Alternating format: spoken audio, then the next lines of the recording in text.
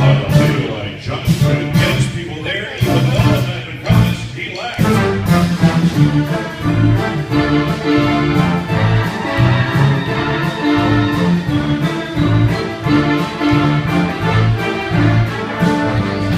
But then he finally came. The moment arrived when the river Jordan was viewed. Joshua and company were on the east side in a quandary as what to do. You could see across the water, just down the road was the promised land we know. But there's a little problem, a tiny obstacle, a city called Jericho.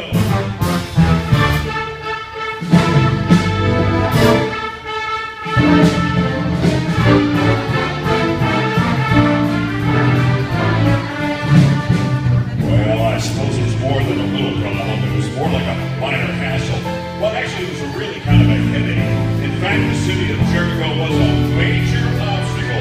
It was a threat to the future of Israel. Why, this fortress was a classic example of a monumental edifice of logistical impregnability. Why, it was full of walls and rocks and cement and high walls and walls and more walls and all kinds of things that just made it a huge. Whoa. I'm looking at the store here and I don't see all of that. Well, I just want to be flowery in what I'm explaining. Well, you get the picture. The human odds were not on Israel's side, but they crossed the river Jordan nonetheless. For Joshua knew, and his people did too, if God was with them, they could win with less.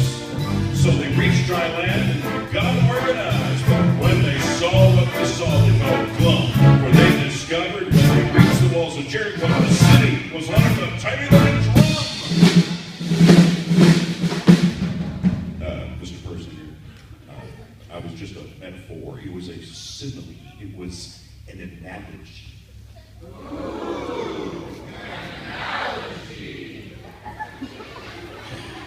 Well, anyway, a place as to how the attack would be made. For 6 days they marched around the city walls with those thousands. It was quite a parade!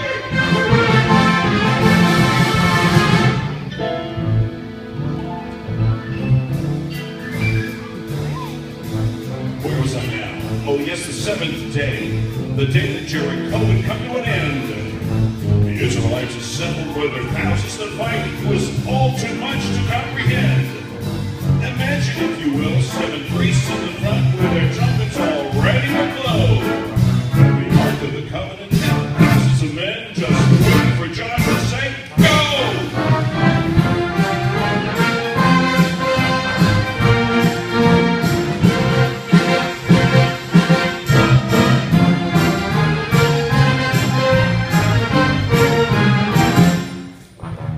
This day's parade had a different twist so that none from the city would escape. The army had to march around 7 times. Josh hoped they'd all be in shape. 7 times? That's right, 7 times.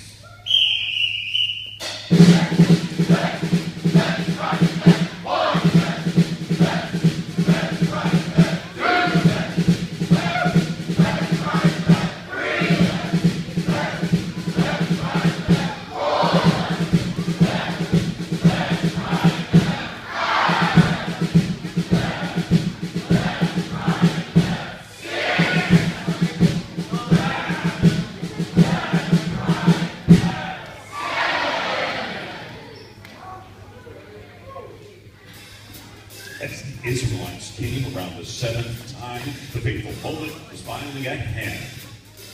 Joshua called his thousands to halt and gave the cue to strike up a band.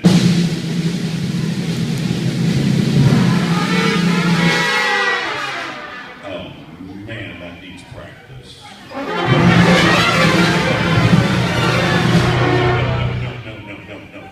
Not now, guys. Later. Joshua commanded the trumpets to blow and the people to shout.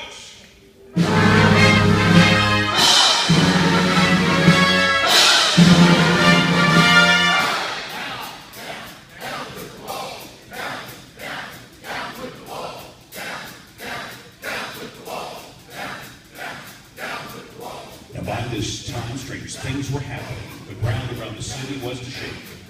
The citizens of Jericho were also pretty shook as the walls began to crumble and break. Now the rumble reached 10 on the Richter scale, and those quakes and tremors hit them down. Even Joshua was amazed, and his people were dazed when the walls came tumbling down.